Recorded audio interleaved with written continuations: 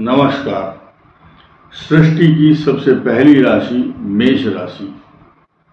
10 खास प्रमुख बातें आपके लिए अगले कुछ दिनों में होने वाले ग्रहों के विशेष परिवर्तन, जो बदलाव ये पॉजिटिव या निगेटिव होंगे, आपके लिए क्या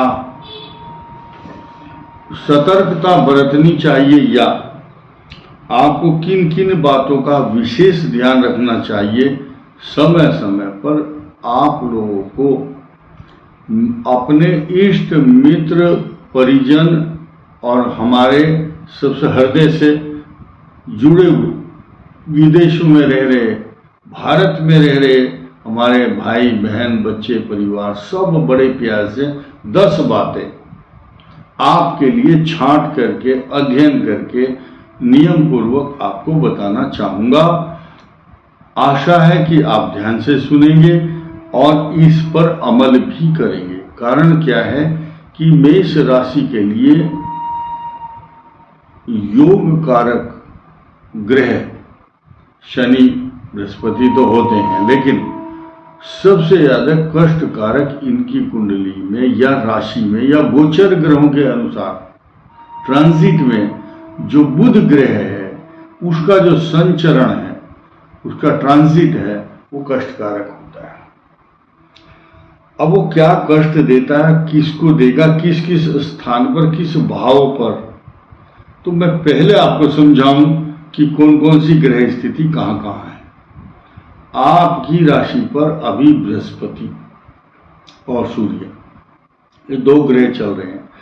आगे और पीछे, दाएं बाएं कुछ ग्रह वक्री और अस्त ऑपोजिशन में भी हैं, लेकिन अभी आने वाले अगले कुछ दिनों में 40 दिन तक तो आपकी कुंडली के अनुसार, आपकी राशि के अनुसार राहु मंगल का अंगारक योग 12वें भाव में चलता रहेगा। लेकिन साथ ही साथ बृहस्पति और सूर्य का जो योग है, युति है, यह लिए आपके लिए वरदान तो होगी।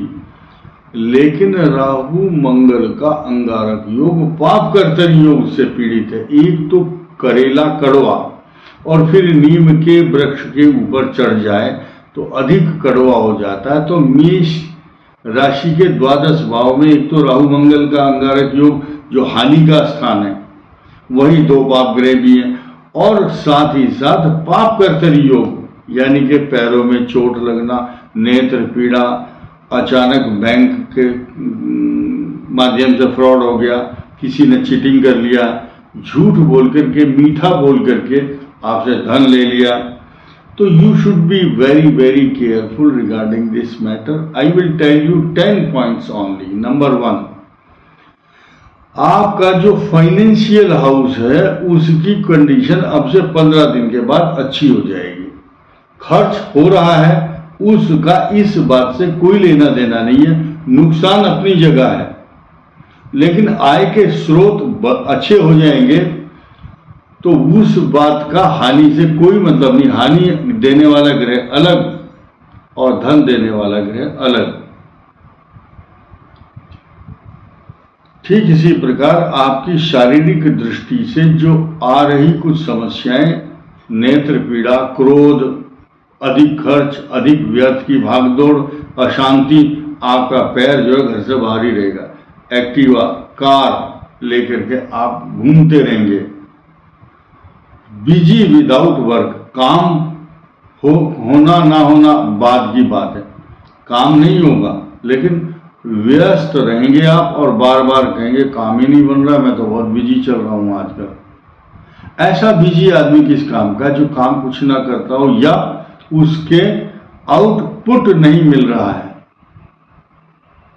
पारिश्रमिक, जिस बात के लिए आपने परिश्रम किया उसका प्रतिफल नहीं मिलता है। अब आया परिवार में जो आपका फैमिली लाइफ है, भाई बहन, माता पिता, इनमें कुछ कष्टकारक स्थिति चंद्रमा के कारण भी बनती है, क्योंकि 4थे भाव का स्वामी आपका चंद्रमा। अब आया सुख, सुख को भी गवर्न करता है, लेकिन वहां बृहस्पति की दृष्टि नहीं है। चंद्रमा पीड़ित जब भी होगा या आपके 12 भाव में गोचर में होगा, यह हानि पहुंचाएगा। चंद्र केतु का योग जब होगा, क्योंकि छठा भाव बुध की राशि है, अब वहां केतु भी है, सुख की आसानी कर सकते। कारण क्या है? ऋण, रोग, रिपु, शत्रु, परेशानी देने वाले और अपने इष्ट मित्र, परिजन, जान पहचान और दोस्त वाले भी आपको कष्ट देंगे, आपके ऊपर तानाकशी करेंगे। और दाम्पत्य जीवन को लेकर के आपकी जो पोजीशन है वो बहुत अच्छी नहीं कह सकते, क्योंकि सप्तम भाव का स्वामी अस्त होने वाला है। अस्त होगा 7 जुलाई तक। जब जिस भाव का स्वामी अस्त होता है तो उस भाव से रिलेटेड समस्या उत्पन्न करता है फाइनेंशियल हाउस में, और आपके सप्तम भाव का स्वामी शुक्र जो है अस्त होने वाला है कुछ समय के लिए। तो ये बहुत अच्छी रेस्पॉन्स नहीं देता, लेकिन आपका भाग्य हमेशा आपके साथ बना रहेगा, क्योंकि आपके भाग्य स्थान का स्वामी गुरु है। अब उस पर गुरु की दृष्टि है, तो कम से कम 1 मई 2024 तक तो आपको बहुत बड़ा बिगाड़ खाता या आपका कोई बहुत बड़ा अनिष्ट होने वाला है, तो आपको अनिष्ट से बचाने वाला ग्रह रेमेडी के रूप में आपके पास रहेगा। उसके बाद आपका जो भाग्य स्थान है 9th हाउस जब मजबूत हो जाएगा, यानी कि जब घर का मालिक मजबूत स्थिति में होता है, तो छोटे मोटे ग्रह उसको हानि नहीं पहुंचाते। कारण क्या है कि आपका जो व्यवसाय, नौकरी, तरक्की, इंक्रीमेंट, लाभ, शनि बहुत मजबूत स्थिति में, इसलिए आपके कर्म अच्छे होंगे, कर्म का लाभ भी होगा, प्रमोशन, तरक्की, पैसा, प्रॉपर्टी, जायदाद, मान सम्मान, पिता के लिए भी शुभ है। और income house is very powerful, so you will earn, you can do everything, और आपको रिसोर्सेज ऑफ इनकम, इसीलिए मैंने बोला आप अर्न करेंगे, धन का लाभ बहुत होगा। बहुत पहले द्रव्य, द्रव्य शब्द का मतलब शास्त्रों में पैसे से है, द्रव्य दक्षिणा, या आजकल उसका नया नाम लोगों ने लिक्विड रख दिया, लिक्विडिटी, पैसा। अब ये स्थान आपके लिए शुभ होगा। अब 12th हाउस की बात कर लेते हैं। 12th हाउस में राहु मंगल का अंगारक योग, पाप कर्तर योग बना करके जो बैठा है, तो वो ये खर्चा तो कराएगा। अब खर्च जब करेगा मनुष्य, तो इसका मतलब पैसा आएगा तभी तो खर्च होगा।